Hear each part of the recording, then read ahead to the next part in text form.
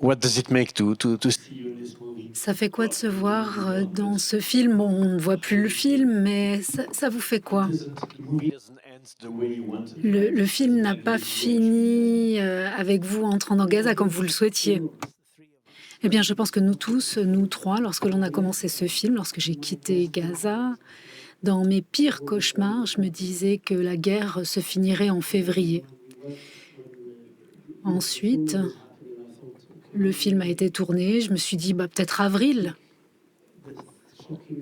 Ce qui est choquant avec cette guerre, c'est l'échec de l'humanité qui permet à un génocide de se poursuivre et on en est à la phase silencieuse du génocide à ce stade, l'étouffement par le blocus. Mais la guerre dure depuis 15 mois et c'est ça qui est très difficile à accepter, qu'il est toujours. L'humanité, au XXIe siècle, a vu ce génocide se dérouler et lui a permis de se poursuivre. Oui, c'est l'une des choses que je souhaitais aborder. Alors, je me demandais si Francesca Albanese était en ligne ou pas encore, juste pour structurer un petit peu les questions. Docteur Alcita, vous avez quitté Gaza après 43 jours. Quel genre de décision est-ce? C'est une décision pour votre vie ou parce que vous ne pensiez pas pouvoir faire quoi que ce soit d'autre?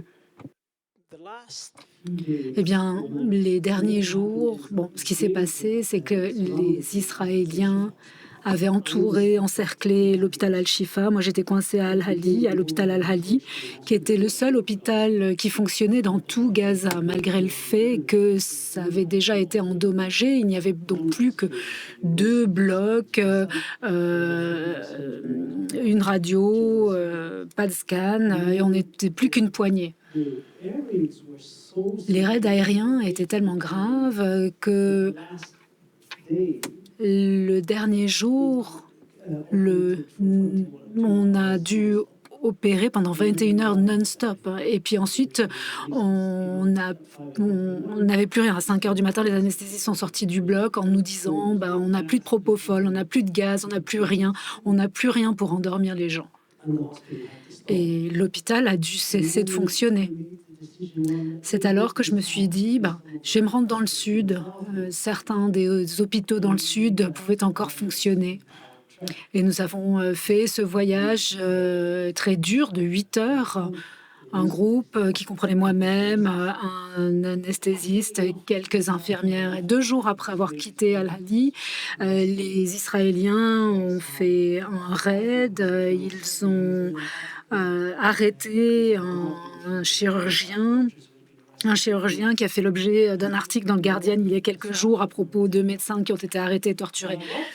Et lorsque je suis arrivée dans le sud, eh bien, je suis allée dans quelques-uns des hôpitaux, j'ai vu mes collègues qui ne faisaient rien, il n'y avait plus de carburant, il n'y avait plus d'anesthésiants.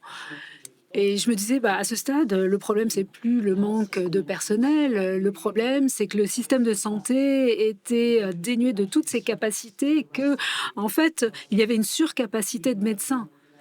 Et je me souviens, la dernière nuit où j'étais dans le sud, les blessés étaient amenés sur des chariots tirés par des ânes, car les ambulances n'avaient plus le carburant pour pouvoir les transporter. Yeah, but I think 250. Bien, il me semble que plus de 250 de vos collègues professionnels de la santé ont été arrêtés par les forces israéliennes. Certains d'entre eux ont été torturés, beaucoup d'entre eux. Il me semble que 180 personnes sont encore en détention. Alors comment avez-vous évité vous-même d'être arrêté? C'est parce que vous vous êtes rendu dans le sud au bon moment? Oui, je pense que c'est ce qui s'est passé. Il y a eu ce raid. Et tout tombe sous le sens. Au moment où j'ai voulu partir, le ministère des Affaires étrangères britannique a contacté les Israéliens. Les Israéliens ont dit: «Il n'a pas le droit de partir, contactez-nous d'ici 2 semaines». Et moi, je me suis dit qu'avec du fait que les médecins étaient ciblés, j'étais probablement sur une liste de cibles potentielles. Et si je n'avais pas eu ces contacts par pure coïncidence, par pure chance, du simple fait que la princesse Rania de Jordanie et moi-même avons fréquenté la même école. On était camarades de classe. Ma famille a contacté la cour royale de Jordanie, ce qui fait que le gouvernement jordanien a pu m'extraire de là. Les Israéliens, eux, ne voulaient pas que je parte à ce moment-là. Et lorsque vous entendez les témoignages qui figurent dans l'article du Guardian, plusieurs médecins ont été interviewés. Lorsque on sait ce qu'ils ont fait au docteur Adnan Al-Bourch, un ami, un collègue qui est chef de la chirurgie orthopédique à Al-Shifa, ce médecin a été arrêté, il a été torturé et il est décédé parce qu'il a été sodomisé à l'aide d'un balai jusqu'à ce que son intestin se perfore. Voilà comment il est décédé. Et maintenant, sa famille se bat pour récupérer son corps afin qu'il puisse être enterré. Et l'échelle de ces centaines de professionnels de la santé, c'est une composante de la destruction du système de santé. On peut reconstruire l'hôpital Al-Shifa en l'espace de 1 à 2 ans, mais former quelqu'un comme le docteur Adnan Al-Bourch, ça a pris 12 ans. Et lorsque vous regardez les spécialistes dont ont besoin Gaza, on avait quelques pathologistes à Gaza, il n'y en a quasiment plus de vivants. L'on n'a plus d'urgentistes certifiés en vie à Gaza à ce stade. Les spécialistes des reins, tous ceux qui ont été certifiés sont morts. Ces assassinats systématiques, délibérés. Et d'ailleurs, un biostatisticien a regardé les chiffres et a vu que si vous étiez un professionnel de la santé à Gaza, vous aviez 2,5 fois plus de chances d'être ciblé et tué par les Israéliens que n'importe quelle autre profession à Gaza, ce qui démontre bien à quel point c'est important. Parce que le moment est venu pour les dividendes. Et on a un cessez-le-feu, il n'y a plus de bombes, mais le génocide continue parce que les gens continuent de mourir. Ils meurent de malnutrition, ils meurent de famine, d'hypothermie, de maladies, parce qu'il n'y a plus de professionnels de la santé. Les blessés meurent parce que les Israéliens ont obtenu ce qu'ils voulaient. Ils ont cessé la guerre. On ne la voit plus à l'écran, sur nos télévisions, mais ils ont mis sur pied des mécanismes de génocidaires qui continuent de tuer des gens. Miss Albanese, Madame Albanese, vous êtes là. Est-ce que vous nous entendez? and do we hear you? Et est-ce que l'on vous entend? Maybe not. Pour l'instant, pas. She's there on the screen. But On la voit effectivement à l'écran et même devant nous. do you hear us? Est-ce que vous nous entendez? Yes, but we don't On dirait que Madame Albanese nous entend, mais on ne l'entend pas. Is your microphone on or something? Je ne sais pas si vous avez activé votre micro, Try again. si l'on peut peut-être réessayer. That's a pity because she is. C'est vraiment dommage car il s'agit d'une voix très puissante. Oops. They will try. Est-ce que vous m'entendez? Let's continue together. Bien, on va réessayer. Alors poursuivons ensemble. Est-ce que vous m'entendez? Dit Madame Albanese. Oui, oui, on vous entend.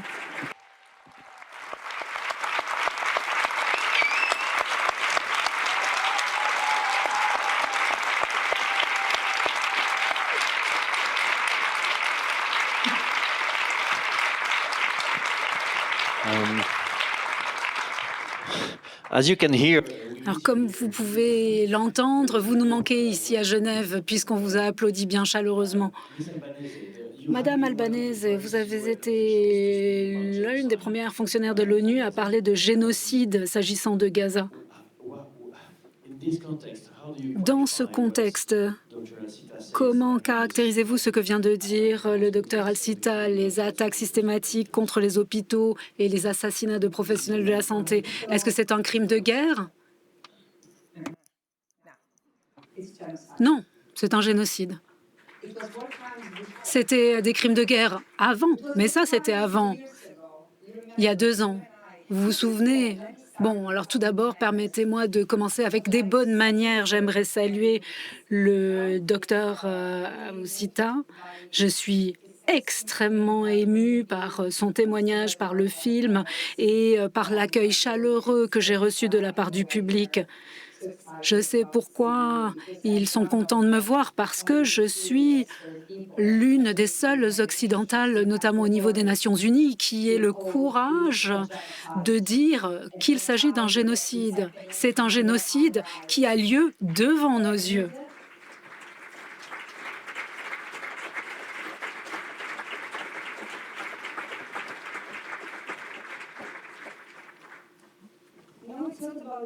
Et non, il ne s'agit pas de crimes de guerre, hein. Alors, il y a 2 ans, j'étais là, sur cette même scène.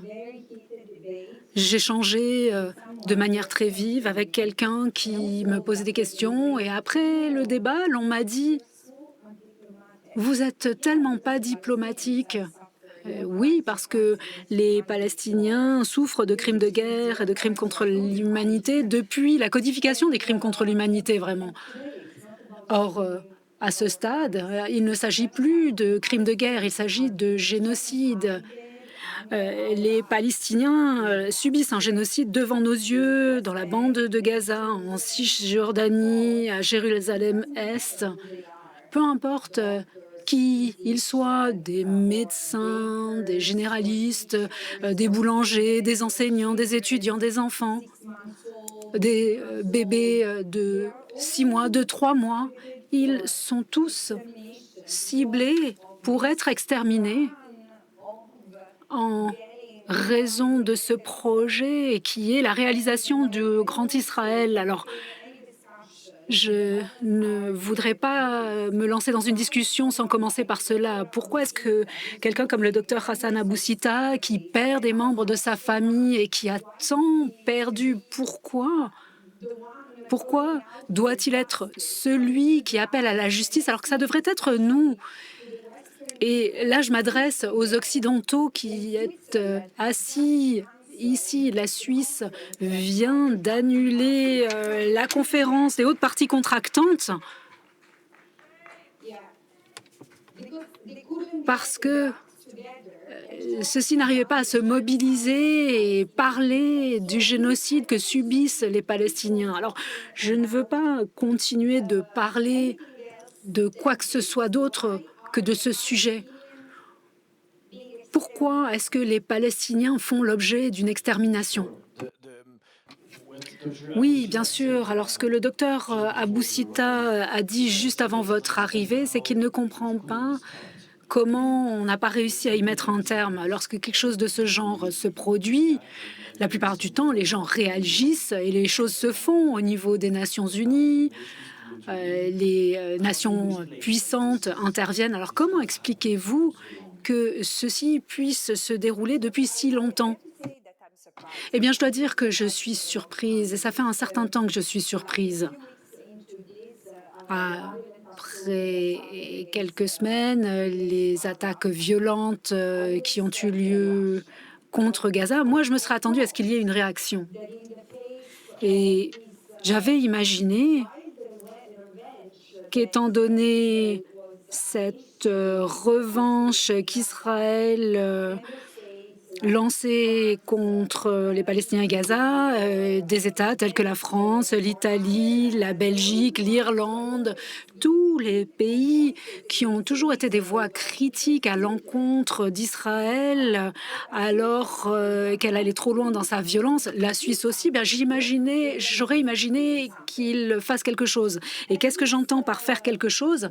Eh bien, qu'ils imposent pour le moins des mesures économiques, un embargo militaire qui est une obligation qui a été rappelée par la Cour internationale de justice. Or, on n'y est pas. On a l'Union européenne qui continue ses échanges commerciaux avec Israël. On a des pays de l'Union européenne qui reçoivent des dirigeants israéliens et qui font l'objet d'un mandat d'arrêt de la CPI pour crimes de guerre et qui leur déroulent le tapis rouge. Donc, pour répondre à votre question, comment est-ce possible? Eh bien, c'est possible parce que nous sommes toujours là où nous étions il y a 8 ans. Les Palestiniens, à l'heure actuelle, sont les Juifs d'il y a 80 ans. Et ils sont invisibles aux yeux de ceux qui détiennent le pouvoir. Mais, il y a un mais, j'ai des nouvelles positives que je souhaite vous livrer. C'est quelque chose qui m'a été dit par un rabbin à New York l'an dernier. Il m'a dit: j'ai perdu toute ma famille durant l'Holocauste. Et je suis sûre que si plus de gens comme vous avaient été là, vous n'auriez peut-être pas réussi à mettre un terme à l'Holocauste de mon peuple, mais vous auriez au moins sauvé des vies. Raison pour laquelle, en tant qu'occidental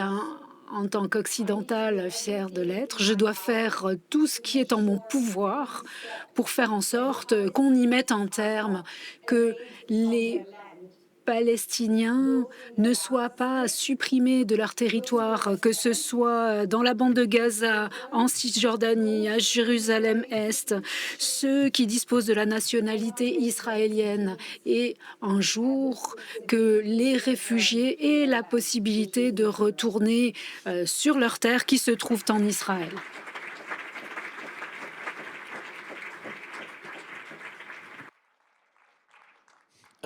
Dr. Al-Sita. Docteur Abou Sita, vous-même, comment l'expliquez-vous? On a vu les images. Peut-être qu'il y a 80 ans, nous ne disposions pas d'informations très précises sur l'Holocauste, une Holocauste qui était cachée. Or, maintenant, il y a des caméras, notamment à Gaza, même si des journalistes ont été tués. Alors, comment expliquez-vous que cela perdure? Vous êtes à Londres, vous vivez entre Londres et Beyrouth. Qu'est-ce qui manque pour une réaction plus robuste? Eh bien, je pense qu'il faut se rendre compte qu'il y a trois parties à tout cela. Il y a les Palestiniens, il y a les Israéliens et il y a l'impérialisme occidental. Cette guerre a démontré que le continuum entre l'impérialisme occidental et Israël, c'est un continuum. Israël fait partie intégrante du projet impérialiste dans la région.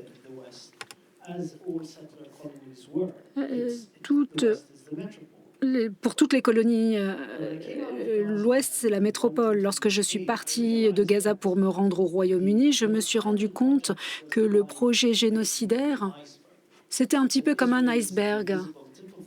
Israël, c'est la partie émergée de l'iceberg, mais ensuite, il y a tout le reste de l'iceberg que l'on ne voit pas lorsque l'on est à Gaza. Et c'est l'appareil qui permet le génocide. CNN, la BBC, le Washington Post, le Wall Street Journal, les organisations qui... Bon, moi, j'ai fait l'objet de 9 plaintes formelles. Une devait m'empêcher de pouvoir exercer ma profession. Les autres devaient m'empêcher de participer à des organisations à but non lucratif. Plus de 60 médecins ont subi des plaintes pour que leur licence leur soit retirée. On m'a dit que la BBC avait une liste de Palestiniens qui ne pouvaient être interviewés. J'y figure. Lorsque j'étais au Liban, je recevais des demandes de journalistes de la BBC, demandes qui étaient annulées à la dernière minute. Donc il y a un appareil, un système. Et il y a une complicité directe lorsque l'Allemagne augmente son stock d'armes d'un facteur de 10, lorsque les militaires britanniques prennent la responsabilité de la surveillance aérienne au-dessus de Gaza, lorsque les F-35 israéliens sont ravitaillés avant qu'ils bombardent Gaza par des puissances occidentales, c'est pas qu'il y a un malentendu, il y a une décision délibérée des puissances occidentales, à savoir que Israël représente une puissance qui permet de protéger leurs propres intérêts dans la région.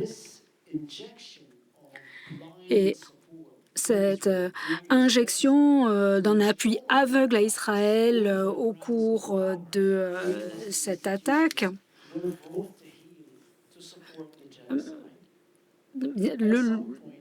Les pays occidentaux sont là pour aider Israël. Et le problème pour l'élite politique occidentale et notre seule manière d'estimer l'appui populaire, c'est que les images ont changé les avis du public en Occident. 3200 étudiants ont été arrêtés aux États-Unis. Au Royaume-Uni, on arrête des survivants de l'Holocauste, des gens qui organisent des manifestations contre cette guerre. En Allemagne, les manifestants sont brutalisés, ceux de manière régulière. Les conférences sont annulées. Pourquoi? Eh bien, parce que l'opinion populaire s'insurge non pas à cause de la Palestine, elle s'insurge parce qu'elle se rend compte que si ce génocide reste impuni, le XXIe siècle verra d'autres génocides dans des pays qui sont bien plus peuplés que la Palestine, le Cachemire, le Brésil, l'Afrique, le reste de l'Asie. Et donc, les gens s'insurgent et les gouvernements essaient de protéger le projet impérialiste en soutenant Israël.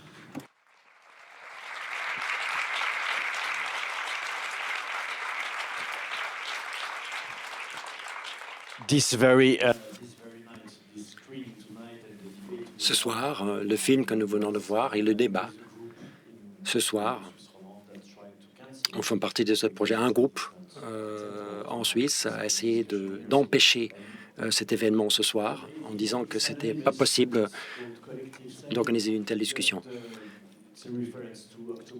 Il s'appelle Collectif 7, une référence au 7 octobre, ce groupe.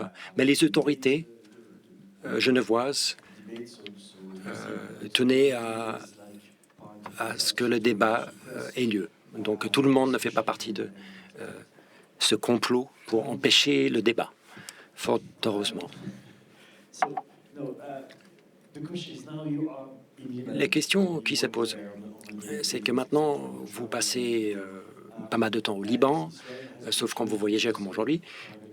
Israël a également été accusé de cibler des hôpitaux et des médecins au Liban. Qu'est-ce que vous avez vu vous-même?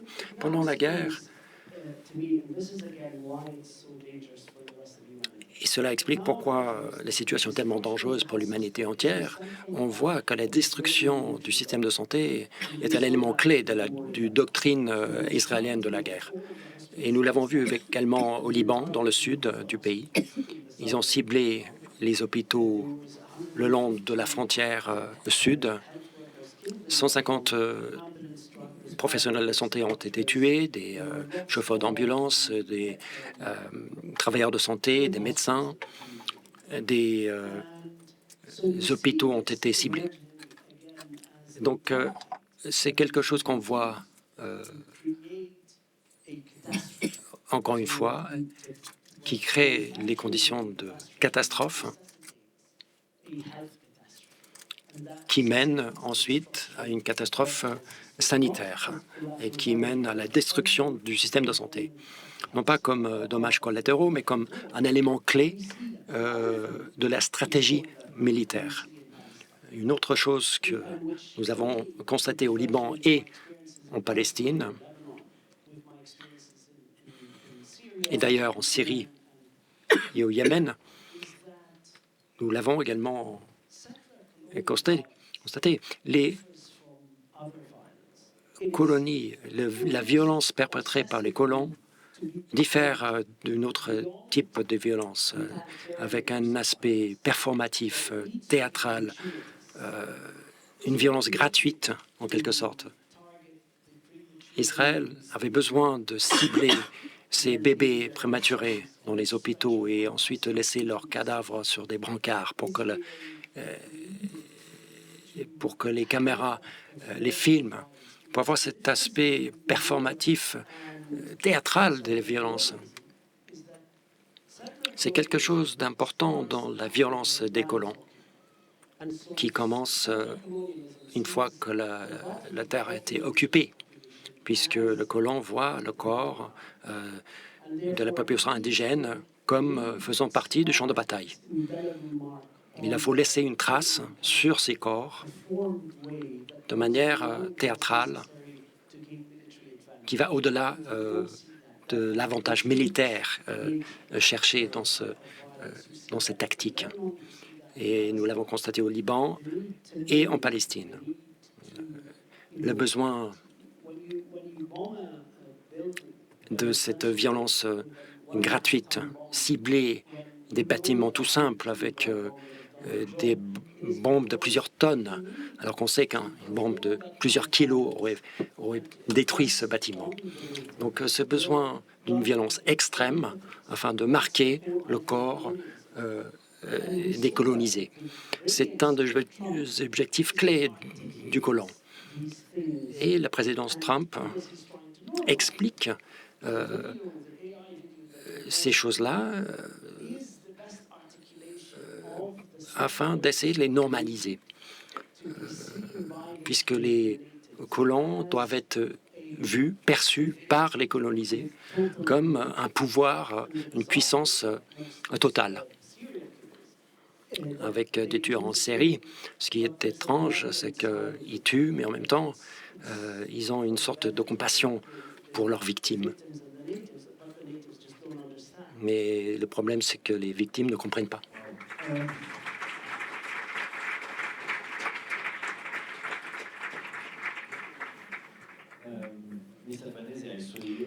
Madame Albanese, je vois que vous opinez de chef, vous comprenez ce que dit le docteur Hassan. Est-ce que l'ONU reconnaît que les travailleurs de la santé ont été ciblés, que l'infrastructure sanitaire a été ciblée? Volker Turk, le commissaire des droits de l'homme, a reconnu qu'il y a une stratégie de cibler les hôpitaux, des raids aériens, ensuite arrêter les travailleurs de santé. Est-ce que c'est quelque chose que vous avez constaté vous-même? J'aimerais que vous parliez également du secteur sanitaire, qui était le sujet de ce film. Oui, tout à fait, Serge. Et je vois que vous n'avez pas lu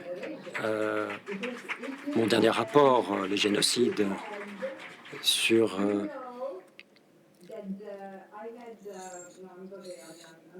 mon dernier rapport sur le génocide. C'est un débat très intense. Je sais que c'est quelque chose de très intense pour tout le monde. Mais ce que je voulais dire, c'est que le ciblage du système de santé est quelque chose qu'Israël a déjà expérimenté, a déjà fait depuis le début. Dans la bande de Gaza, en octobre 2024, j'ai expliqué à l'Assemblée générale des Nations unies à New York que ces attaques sur le système de santé étaient systématiques, en Cisjordanie également. Et en mars 2024, j'ai écrit un rapport à l'anatomie d'un génocide qui donnait un aperçu sur la stratégie militaire d'Israël, ces attaques sur le système de santé, sur les ambulances, sur les hôpitaux, en laissant des blessés, des malades, sans possibilité de se faire soigner. Et que cela est devenu typique de leur stratégie. Ensuite, je me suis rendu compte, dans les 6 mois qui ont suivi le mois de mars 2024, la même chose s'est passée en Cisjordanie. Si vous voyez les chiffres, en octobre 2024, les attaques sur les hôpitaux et les ambulances, ainsi que sur le personnel de santé, étaient plus élevées en Cisjordanie que dans la bande de Gaza. Alors que, bien sûr, à Gaza, avec les armes qui ont été employées, il y a eu plus de morts. Et je suis d'accord avec le docteur Abou-Sita. C'est une nouvelle stratégie, un modus operandi de la guerre, qui a également été testé essayé en Cisjordanie et au Liban. Et c'est une façon de dominer la population locale. Nous sommes le 8 mars, Journée internationale des droits des femmes, et nous parlons souvent des femmes le 8 mars comme si elles n'existaient pas le reste de l'année.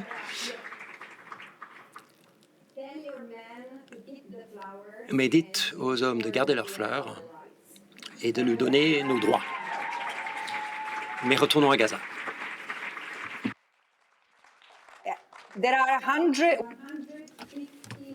Il y a 156 000 femmes qui étaient sur le point d'accoucher. 156 000. Et moins de 2000 lits disponibles. C'est un autre résultat du génocide. La destruction des hôpitaux et de l'infrastructure sanitaire a été délibérée. Même si Israël ne recommence pas ce bombardement énorme sur Gaza, sur les cadavres, c'est le reste de Gaza. Même s'il ne résume pas ces bombardements, les gens vont continuer à mourir suite à ce qui s'est passé et ce qui a été fait.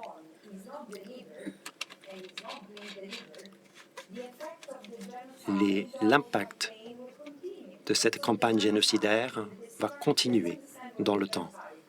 Essayons de comprendre ce que c'est que le génocide. C'est la destruction d'un peuple. Ce n'est pas très compliqué, en fait. C'est un concept très simple. Et ce génocide va continuer jusqu'à ce qu'on mette fin à ce génocide.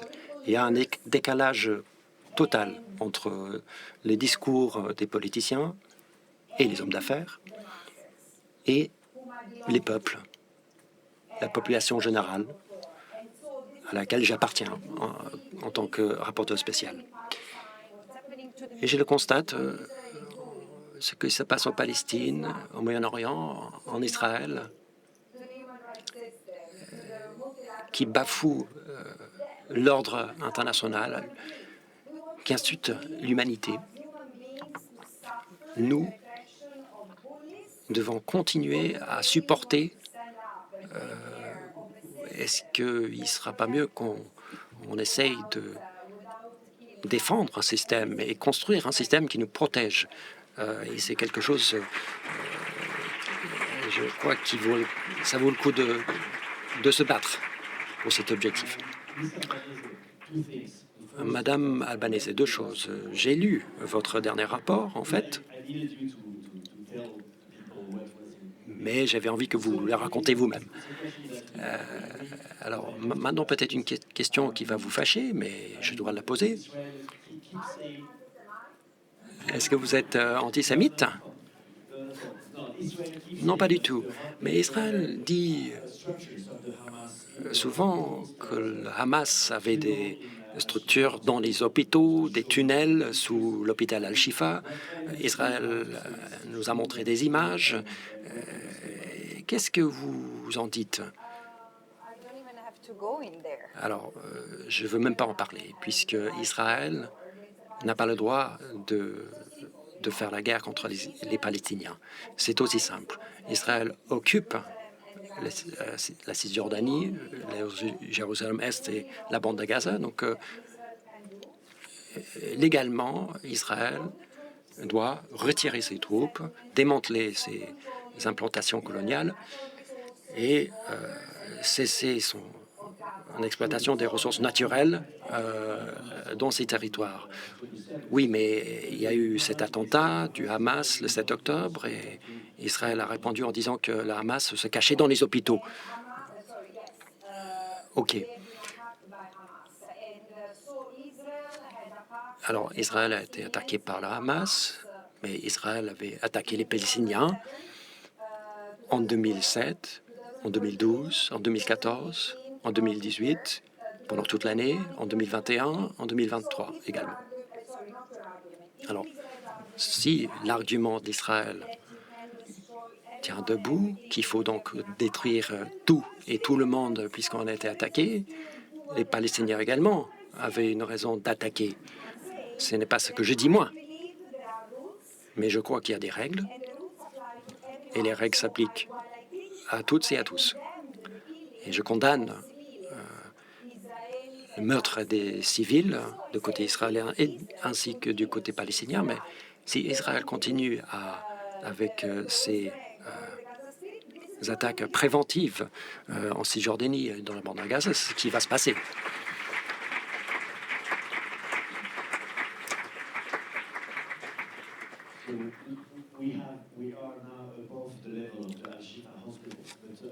Alors, nous ne parlons plus seulement de l'hôpital Al-Shifa, mais Dr Boussibta, est-ce que vous avez pu traiter des combattants du Hamas? Tous les combattants, une fois qu'ils sont blessés, ont le droit, sous le droit international, à se faire soigner. Il y a une assistance médicale. En tant que professionnel de santé, si je refusais de les traiter, je renoncerais mon devoir sous mon vœu en tant que médecin.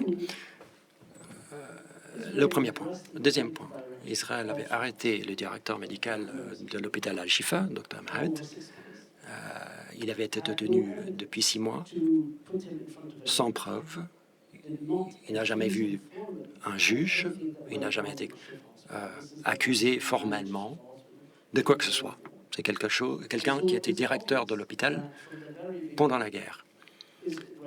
Dès le début, il était clair qu'Israël avait créé cette histoire afin d'essayer de justifier ce que nous avons vu.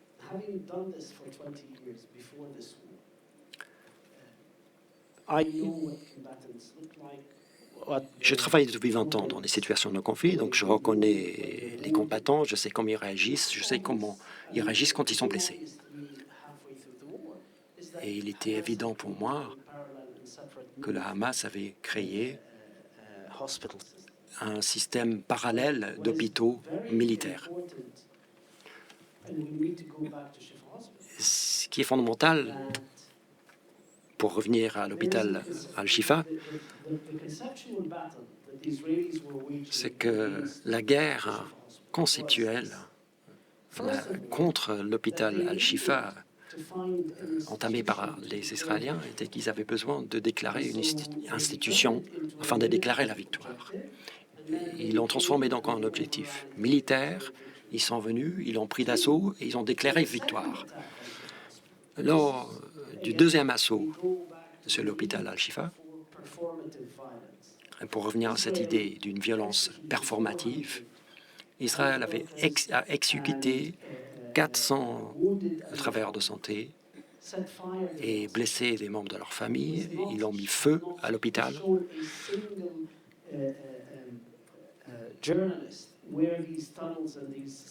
Et ils n'ont pas montré ces tunnels ou ces bureaux à aucun journaliste n'a vu. Ces 400 corps ont été enterrés juste devant l'hôpital de manière très approximative pour transformer l'hôpital d'un endroit de soins, un établissement de santé, en zone de mort. Pour transformer la politique de la vie, la fourniture de soins de santé, en la nécropolitique du génocide. Dans la plupart des massacres, les corps sont mis dans des camions, enlevés et abandonnés quelque part. Nous l'avons constaté à Srebrenica, par exemple, où pendant des années, nous n'avons pas trouvé ces corps, puisqu'ils ont été cachés. Mais Israël n'a pas voulu cacher ces corps. Ils ont insisté à ce que les corps restent, les cadavres restent dans l'hôpital, afin de créer ces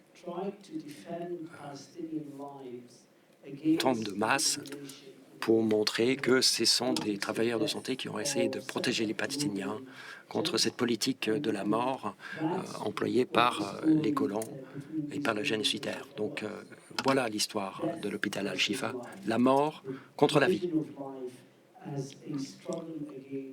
Un combat entre la nécropolitique de l'élimination coloniale et la vie. We are now to the moment. Nous en arrivons au moment où je me tourne vers le public pour que vous posiez vos questions. Je vous demande de respecter, je sais qu'il y a des principes de questions, voilà, des questions courtes, des questions pas agressives, et voilà. Donc, des microphones circulent ici et là. Qui veut poser la première question? Et je vous demanderai de vous lever en posant la question pour qu'on puisse voir qui vous êtes. Voilà, monsieur ici. Est-ce qu'il y a un micro pour vous? Voilà. Bonjour, je ne sais pas si je la fais en français ou en anglais. Je m'appelle Samuel Crétenant. Je suis activiste par rapport au génocide à Gaza. Est-ce que vous traduisez ou j'essaye en anglais, mais c'est pas terrible en anglais. Je vais le traduire rapidement si jamais, mais une question courte, c'est mieux. Ouais. Ok. Je suis choqué par vos questions comme journaliste et je suis choqué par la complicité des médias suisses par rapport au génocide. Il y a effectivement des médias qui parlent du génocide, mais pas les médias principaux en Suisse.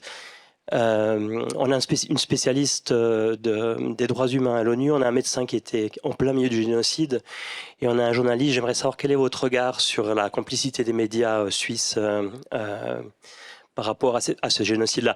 La RTS n'a encore pas employé le mot génocide, des experts externes l'ont employé, mais la RTS ne parle pas de génocide alors que c'est une évidence.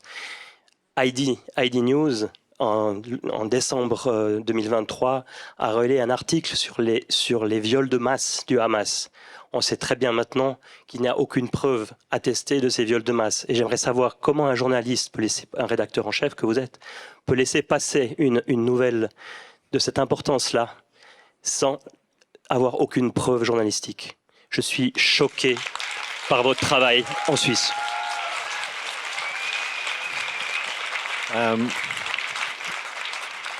Donc, votre question s'adresse autant au docteur Alcita pour ce qui est de sa perception des médias suisses. Je ne suis pas certain qu'il a une analyse précise, je ne sais pas s'il les lit. Suisse, en tout cas, il lit d'autres médias. Et puis, quant à moi, je dois poser ces questions. Voilà, je fais mon travail, j'accompagne la parole de Madame Albanese, de Monsieur Alcita, et je les laisse parler. À Boussida. Et donc, je dois poser cette question sur le Hamas parce que c'est une des choses qu'Israël continue de dire tout le temps. Oui, ben je la pose. Et en fait, les questions simples, les questions bêtes permettent parfois, et qu'on l'a vu avec Mme Albanese, de développer des réponses très intelligentes. Donc, c'est pas les questions les plus sophistiquées qui provoquent les meilleures réponses. D'autre part, Heidi News a fait une exploration entière. On a envoyé quelqu'un, c'était avant le 7 octobre, mais on a fait un très grand reportage en 20 épisodes sur la Cisjordanie qui s'est appelée Palestine, terre d'humiliation. Et je crois qu'on a vraiment montré à quoi ressemblait le quotidien des Palestiniens. C'était avant le 7 octobre, donc on n'avait pas cet aspect sur Gaza, mais je pense qu'on a montré qu'on voulait comprendre ce qui se passait sur le terrain et on a consacré du temps d'un reporter sur place. Donc je pense pas être, je ne pense pas que je puisse accuser d'avoir un côté dans cette affaire. Alors, je me souviens pas de cet article. ID News, on relaie des articles, voilà, on fait une revue de presse, et dans cette revue de presse, il y avait un article comme celui-ci. J'ai pas souvenir de cet article précis, pardonnez-moi. Dr. Al-Boussita, he said, how do you see Alors la question c'était celle du travail des médias suisses. Est-ce que vous pensez du traitement par les médias suisses de génocide? Eh bien, moi ce que j'en pense, c'est que les pourparlers de paix entre l'Ukraine et la Russie vont se faire à Riyad. C'est à cause de l'échec de l'establishment politique des médias en Suisse de défendre les droits humains comme concept pendant 15 mois. Et donc,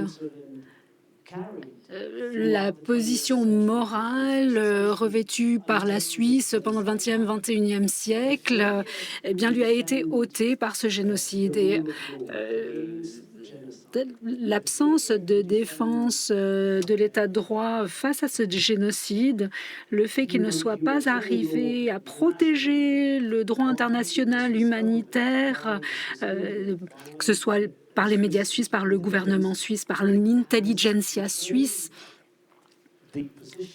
a trahi le positionnement qu'a toujours occupé la Suisse. Et c'est la raison pour laquelle les choses se déplacent vers d'autres endroits. Alors, la raison pour laquelle on voit une augmentation de la droite, c'est que l'establishment politique n'arrive pas à défendre les idées libérales tout en défendant le génocide. C'est ce que l'on a pu constater aux États-Unis, mais ici aussi. Le libéralisme européen a failli au vu de ce génocide. Et c'est ce qui a permis le retour de la droite, tant aux États-Unis qu'en Europe. Plus on donne d'espace, plus on légitime le langage d'un Trump. Et ce que dit Trump, grosso modo, c'est que tout ce qu'avait fait Biden, c'est bien, c'est bon.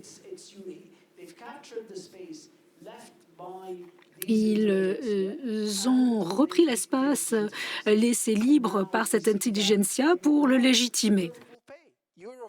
Et maintenant, c'est l'Europe qui va payer le prix de cet échec, qui est l'échec de maintenir les valeurs, de protéger les valeurs qui s'étaient imposées après la Deuxième Guerre mondiale.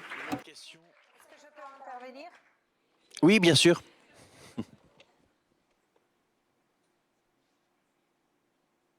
Allez-y. Je crois que c'est la première fois depuis de nombreuses années que je vois une question posée à un modérateur qui soit intéressante. Alors, Serge, ce n'est rien contre vous, bien sûr, mais il y a un sentiment de frustration par rapport aux médias occidentaux et je suis vraiment ravie que les populations occidentales le ressentent de manière si évidente. Je me réjouis du jour où il y aura une enquête sur le rôle des médias occidentaux qui, depuis le premier jour de ce génocide, ont adopté un certain parti pris. Moi-même, pendant les 5-6 premiers jours, j'étais sous le choc. Ce qui s'est passé le 7 octobre, c'était choquant. Alors bien évidemment, on est habitué à voir les Palestiniens se faire massacrer. Mais moi-même, le jour où j'ai vu des Israéliens être massacrés, j'étais choquée. Je me suis demandé ce qu'était cette animalité, cette bestialité. Mais passé ces 5, 6, 10, 12 jours, personne n'a vraiment enquêté sur ce que le gouvernement israélien nous a donné. Et c'est même en Israël, des journalistes d'Haaretz notamment nous avertissaient des mensonges que nous servait le gouvernement ou les militaires. Or, les médias occidentaux se sont épanouis, ont repris ces mensonges sans les corriger et au contraire, ils n'ont jamais pris position de manière indépendante et impartiale sur ce qui s'est passé. Que je sois, permettez-moi d'être clair, il n'est pas normal que pendant 16 mois, car en effet, pour l'instant, ça continue, on a l'histoire de ce qui s'est produit et de ce qui se produit à Gaza, dans la presse et à la télévision, qui reprend ce qui leur est servi par les militaires israéliens. Ce serait comme si la Russie nous disait ce qui s'est passé au moment de l'invasion de l'Ukraine. C'est juste, et c'est pas contre vous, Serge, mais c'est une critique d'ordre général à l'encontre des médias occidentaux.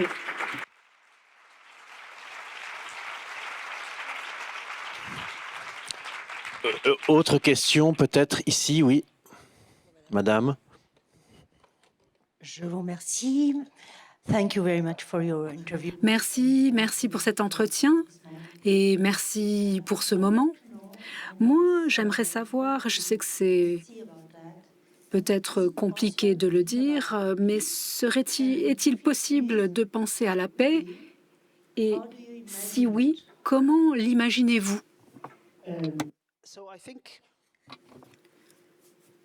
Eh bien,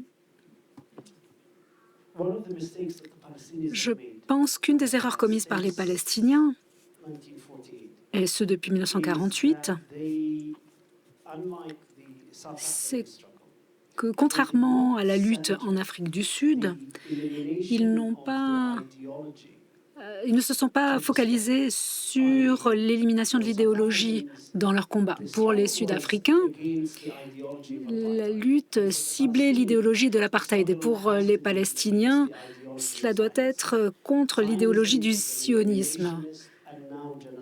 Le sionisme, c'est une élimination, c'est une idéologie d'élimination et génocidaire qui vise à éliminer le peuple palestinien. En Afrique du Sud, dès lors que l'on s'est dit que l'idéologie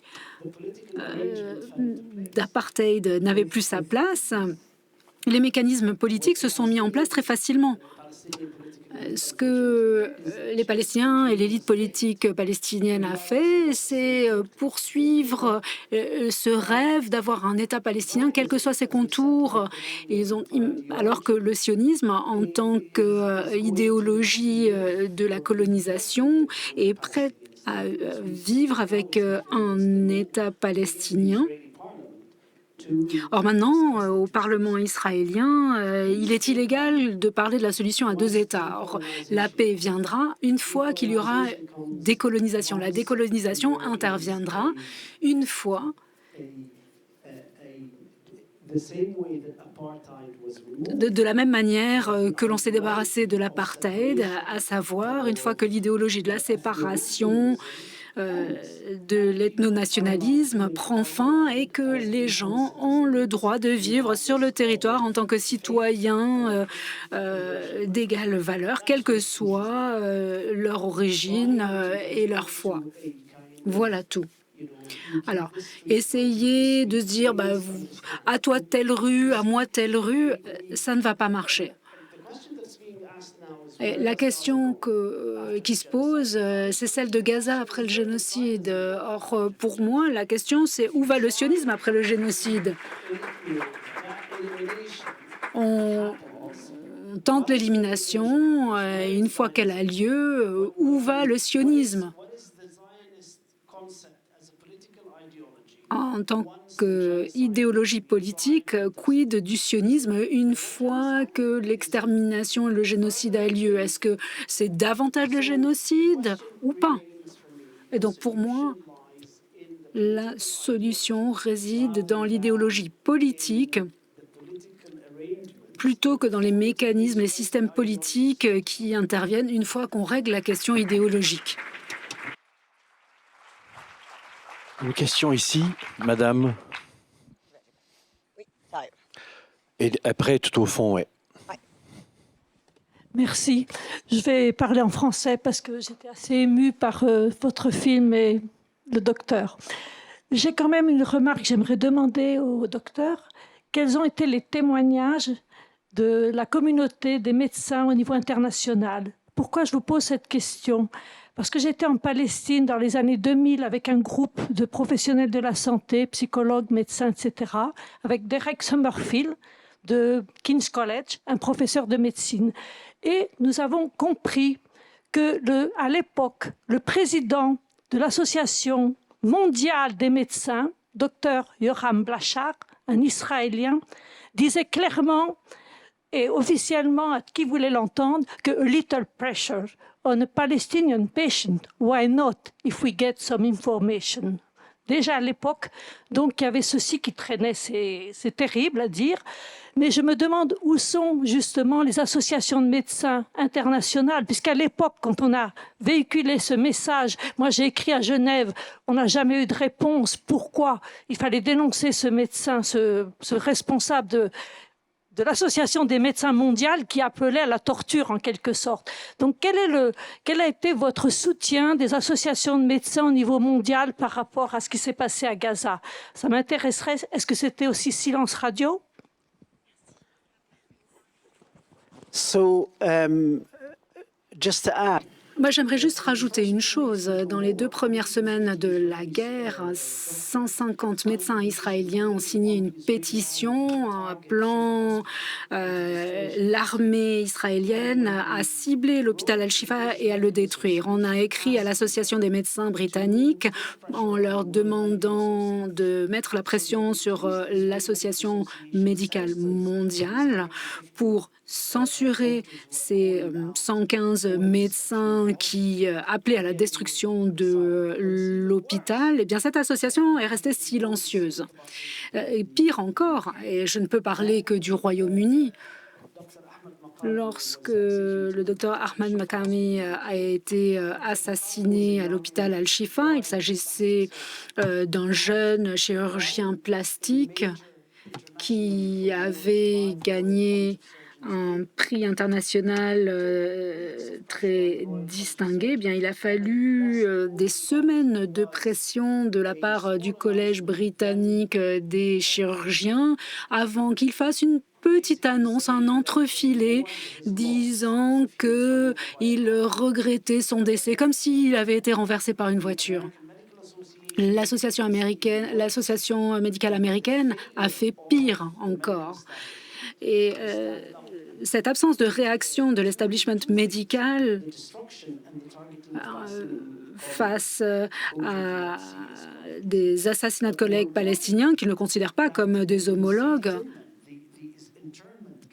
et que dans les camps d'internement où les prisonniers de Gaza sont amenés, les médecins israéliens faisaient des amputations sur les prisonniers palestiniens. Et ça, c'est B'Tselem qui le dit. Et ce ne sont pas que les Palestiniens qui le disent. Donc, le directeur médical m'a dit qu'il avait été attaqué par des infirmières israéliennes pendant qu'il était en détention en prison. Et ceci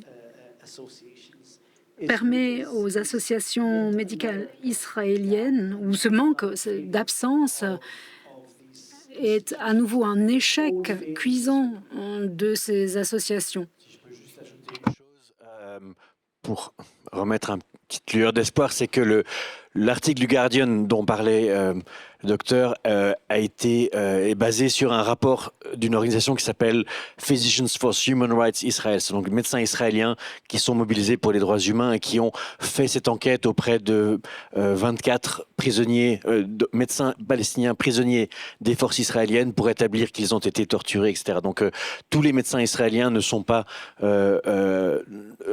à classer dans ce que vient de raconter le docteur. Voilà, juste pour dire qu'il n'y avait pas que ça. OK. Oui. Oui, voilà, je vais parler en français parce que mon anglais est très mauvais. J'espère que vous pourrez traduire ou que ce sera compris. Juste pour clarifier, je suis libanais du sud du Liban et ma question est en lien avec ça.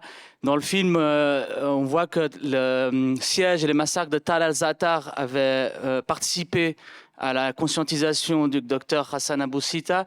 Et j'aimerais lui poser la question de savoir s'il pense que dans les populations arabes, dans la jeunesse arabe, ce qui se passe aujourd'hui est source de mobilisation pour le futur. C'est la première question. Et la deuxième question est plus pour Madame Albanese. On voit que le président du Liban aujourd'hui, le Premier ministre du Liban aujourd'hui est l'ancien président de la Cour internationale de justice. Qu'est-ce qu'elle en pense de son départ? Et ce qu'elle aurait à dire pour nous donner confiance vis-à-vis du droit international, dont on a l'impression que ce qui s'est passé à Gaza et ce qui se passe aujourd'hui est finalement le dernier clou dans le cercueil. On commence par vous. Sorry, we start with you. Peut-être qu'on peut commencer par vous.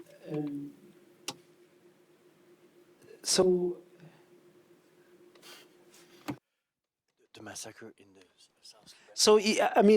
Eh bien, ce qui est intéressant au Liban et en Palestine, Et je pense que c'est peut-être aussi l'une des raisons qui fait que l'on voit ce que l'on voit.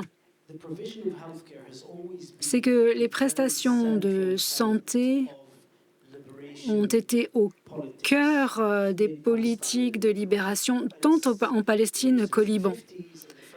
Depuis les années 50, la première génération qui a établi des hôpitaux dans les camps, la Société du Croissant Rouge, qui a aidé durant la première intifada. Les organisations de base sont sorties pour défendre la population palestinienne durant la première intifada. Et donc, on savait que l'une des manières de lutter contre la nécropolitique du colonialisme, c'est avec une politique de la vie et avec des prestations de santé. Et donc, les deux jeunes médecins, Atal et Zatar, à Beyrouth, durant le siège de 1982, les amis, les collègues qui ont créé les organisations durant la première intifada m'ont permis de mieux comprendre la médecine de la libération. La médecine de la libération n'a rien à voir avec la médecine humanitaire. La médecine de la libération, c'est une médecine solidaire. Il ne s'agit pas de pitié, de charité, il ne s'agit pas de résilience, il s'agit d'être là aux côtés des gens. Il ne s'agit pas de mettre des pansements pendant que les gens se font massacrer. Et pour moi, la médecine de la libération, telle que je la comprends, est ancrée dans l'expérience tant palestinienne que libanaise. Elle est ancrée dans l'expérience du mouvement de libération algérien, le travail de Frantz Fanon, avec son décès prématuré, qui a quasiment amputé ce qui était en train de se développer, à savoir le don de la vie face à la politique de la mort et comme résistance à la politique de la mort. Miss Albanese, your turn. Madame Albanese, je vous donne la parole.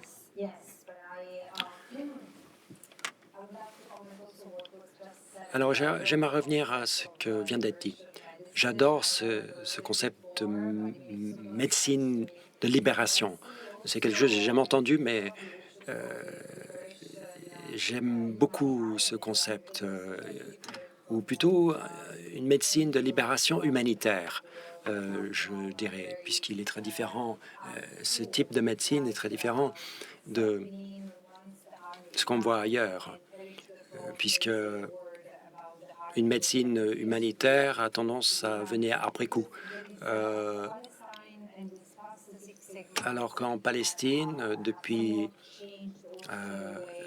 ces derniers mois, nous avons vu comme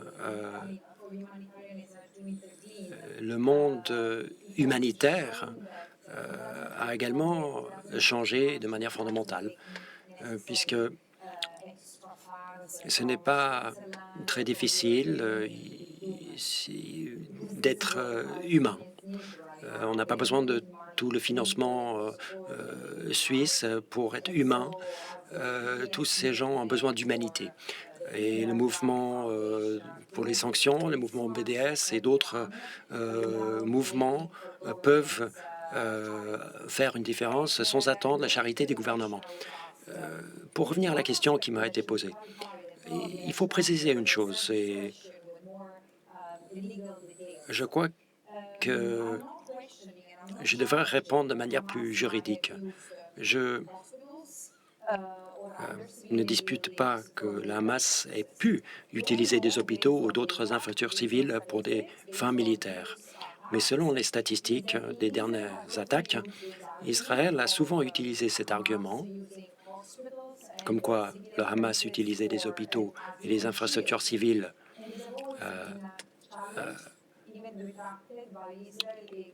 pour des fins militaires. Même il y a eu des enquêtes de l'ONU de 2013, 2014 qui ont été effectuées et des rapports d'Amnesty International a toujours été fait et où Israël a également utilisé cet argument. Mais ces infrastructures civiles, ces hôpitaux perdent le statut de protégés sous le droit international humanitaire si ils sont utilisés pour les fins militaires. Alors, même si le bombardement de Gaza était légal, qu'il n'est pas à mes yeux, on ne peut pas détruire un hôpital entièrement, puisque même si l'hôpital est utilisé à un moment pour une fin militaire, pour l'hôpital Al-Shifa, par exemple,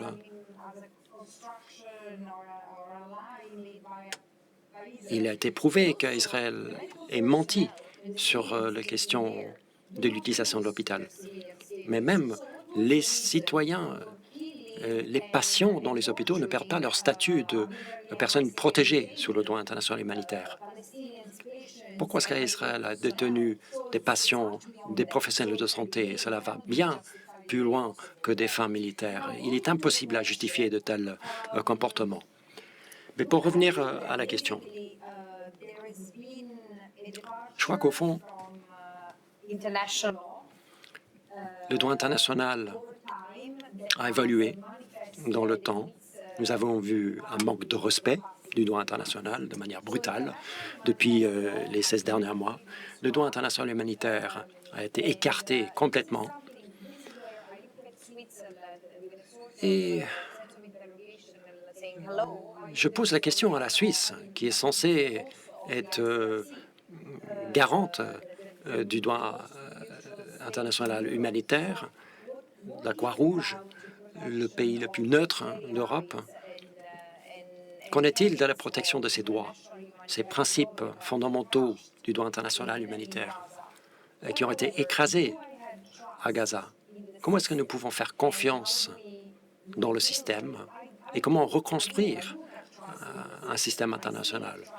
Alors, personnellement, j'ai encore confiance dans le système, mais qui sont les garants de ce système, puisque l'establishment politique dans l'Occident n'a pas été capable de protéger ce système. Mais tout n'est pas perdu, puisque nous voyons même aujourd'hui des représentants du Sud global, l'Afrique du Sud, la Namibie, la Colombie, le Brésil, le Belize, qui s'élèvent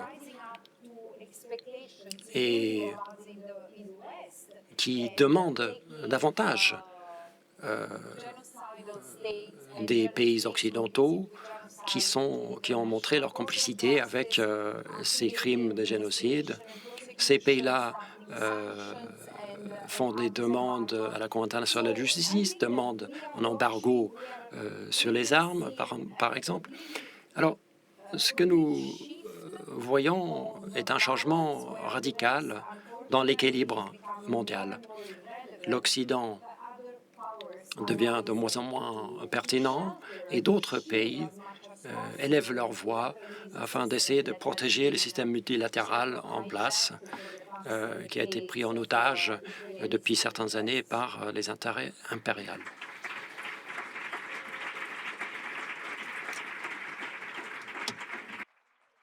C'est compliqué de vous dire que l'événement touche à sa fin. Je suis désolée que le temps est imparti. Je sais que beaucoup de personnes avaient encore des questions. Il est tout à fait possible, évidemment, si nos invités et les réalisatrices restent encore par là, de continuer la discussion de manière plus informelle au café. Mais pour aussi le reste de l'équipe, etc., on va devoir bientôt évacuer cette salle. Je suis désolée, je sais qu'il y a beaucoup de questions et de réactions. Mais surtout, merci vraiment encore. Merci. Thank you, Francesca. Thank you, Hassan. Thank you, Serge. Merci, Mona. Merci à toutes et à tous. Merci d'être venus. C'est un honneur de vous avoir avec nous.